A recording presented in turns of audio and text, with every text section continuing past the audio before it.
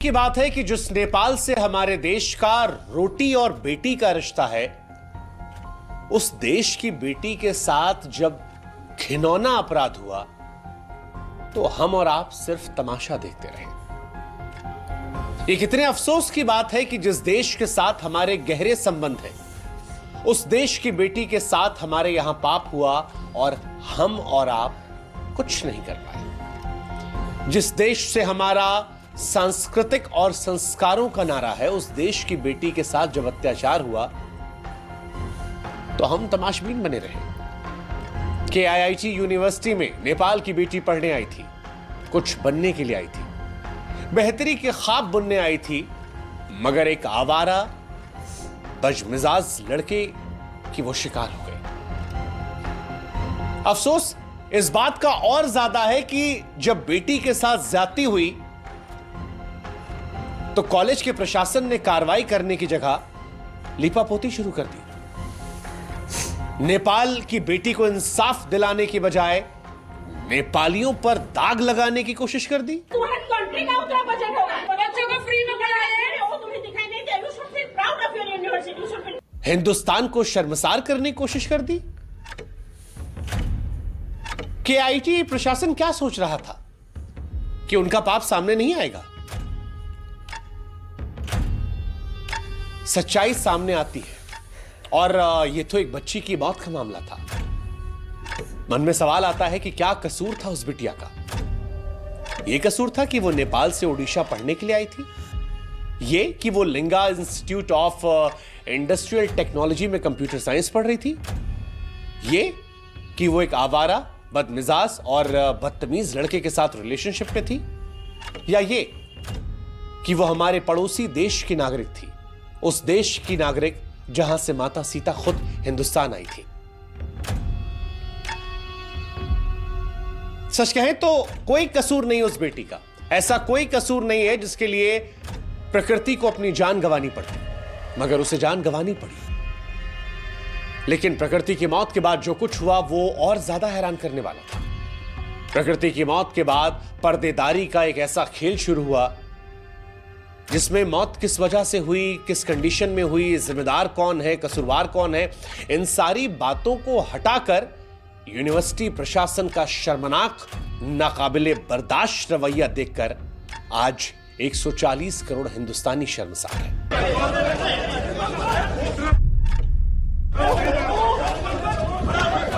प्रकृति की संदिग्ध मौत के बाद KIIT ने नेपाल के सारे छात्रों को बंधक बना लिया, उनके मोबाइल फोन छीन लिए ताकि इस मौत के बारे में किसी और को बता ना सके। कहा जाता है कि उन्हें मारकर भगाया गया, कहा गया अपने देश चले जाओ। छात्रों ने विरोध जो किया था उसके वीडियोस देखकर हम सब शर्मसार हैं। अब ये जो वीडियो हम आपको दिखाने वाले, इसे देखकर हमें हिंदुस्तानी होने पर शर्म आ रही कि ऐसे लोग भी हमारे देश में रहते हैं। 40,000 बच्चों को अभी खिला रहा है, पढ़ा रहा है। तुम्हारे कंट्री का उतना बजट होगा। ओडिशा के KIIT की ये दो प्रोफेसर हैं। पहली का नाम है मंजूषा पांडे। मंजूषा नेपाली छात्रों से कहती हैं कि 40,000 छात्रों को मुफ्त में खाना खिलाती हैं।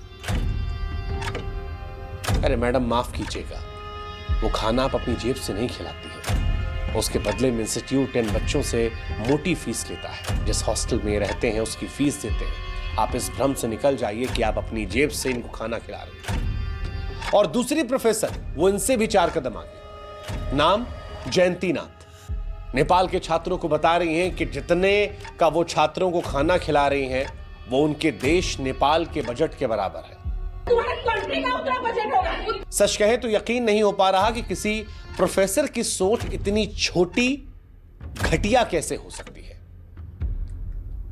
वो भी इस स्थिति में जब एक लड़की की मौत हुई है, संदिग्ध परिस्थितियों में मौत हुई है, उसने बार बार शिकायत की थी, उसकी शिकायत पर कार्रवाई नहीं हुई, उसके बाद वो कदम उठाती है और उसके बाद टीचर्स का ये रवैया। मैं जंगली रमी पे 50 से 60 हजार जीता हूँ और तुरंत अपनी बैक में आ गए। मेरा नाम तलथनिया भरत। उसके बाद टीचर्स का ये रवैया। बाकी जो छात्र थे उनके मन में जो भय निकला उसको समाप्त करने की जगह पर सच को छिपाने की ऐसी निम्न स्तरीय कोशिश, अपराध की पड़ताल करने की बजाय उनको औकात दिखाने की कोशिश। और यह सब किसके लिए? एक फूहड़ बदतमीज आवारा लड़के को बचाने के लिए। आप में से कई लोग होंगे जो कहेंगे कि हम फूहड़ बदतमीज आवारा क्यों कह रहे हैं। जिसलिए कह रहे हैं उसका प्रमाण ये ऑडियो है। अजय कुछ माफ कर दो। बोल कि मेरे मुंह मत लग, सच बताना, कुछ उल्टा सीधा कर दूंगा। पूरा दिन शांति से रात जब आती है माफी मांग गया मेरे कुछ चीज को समझ निकाल यहाँ से। सच कहें तो ये ऑडियो हम सुना नहीं सकते क्योंकि इस ऑडियो को सुनकर आपका खून खौल उठेगा। इस ऑडियो में ये लड़का धारा प्रवाह गालियां दे रहा है, फिर भी बीप बीप लगाकर कुछ कुछ आपको समझाने की कोशिश करते हैं ताकि आप असलियत समझ सकें। प्रकृति को गंदी गंदी गालियां दे रहे इस लड़के का नाम अद्वैत श्रीवास्तव है। अजय कुछ माफ कर दो। बोल कि मेरे मुंह मत लग, सच बताना, कुछ उल्टा सीधा कर दूंगा। ये वही लड़का है जिसकी वजह से आज यूनिवर्सिटी पर सवाल है, भारत नेपाल के रिश्तों में तकरार जैसी स्थिति हो गई है और 140 करोड़ हिंदुस्तानियों को नेपाल की जनता शक की नजर से देख रही है कि क्या यह वही हिंदुस्तान है जिसके साथ रोटी और बेटी का रिश्ता था, जो राम सीता के रिश्तों का गुणगान करके अपनी सांस्कृतिक विरासत को साझा करने की बात करता था। इनकी वजह से हिंदुस्तान का नाम खराब है और आज हिंदुस्तान में किसी को भी इनके साथ खड़ा नहीं होना चाहिए। यह बताया जाता है कि यह लड़का एक अय्याश किस्म का लड़का है, गंदी गंदी गालियां देना इसके फितरत में है, लखनऊ का रहने वाला है। ऑडियो में प्रकृति को गंदी गंदी गालियां दे रहा है, उससे माफी मांगने के लिए कहता है। लड़की माफी मांग लेती है, इसके बावजूद धारा प्रवाह गालियां देता है। लड़की के भाई की माने तो अद्वैत लड़की को लगातार परेशान कर रहा था, ब्लैकमेल कर रहा था और इसी के बाद तंग आकर कथित तौर पर प्रकृति ने अपनी जिंदगी को समाप्त कर लिया। हैरानी की बात यह कि एक लड़की की जान जाती है लेकिन KIIT प्रशासन लीपापोती में जुट जाता है। लेकिन सोशल मीडिया के युग में इतना आसान कहां है। अच्छे लोग हर जगह होते हैं, लोगों ने आवाज उठाई और नतीजा कि अब एक्शन शुरू हुआ। नेपाली छात्रों को हॉस्टल से बाहर भगाने वाले KIIT के मानव संसाधन महानिदेशक शिवानंद मिश्रा, निदेशक प्रताप कुमार, छात्रावास निदेशक कुमार रथ, सुरक्षा गार्ड रमाकांत, सुरक्षा गार्ड जोगेंद्र को गिरफ्तार किया गया। हालांकि इन सबको जमानत मिल चुकी है। इस पूरे मामले में नेपाल के प्रधानमंत्री का दखल आया तो KIIT की परेशानी और बढ़ी क्योंकि नेपाल के प्रधानमंत्री KP शर्मा ओली ने साफ कहा कि भारत में नेपाली दूतावास के 2 अधिकारियों को नेपाली छात्रों की मदद के लिए ओडिशा भेजा गया।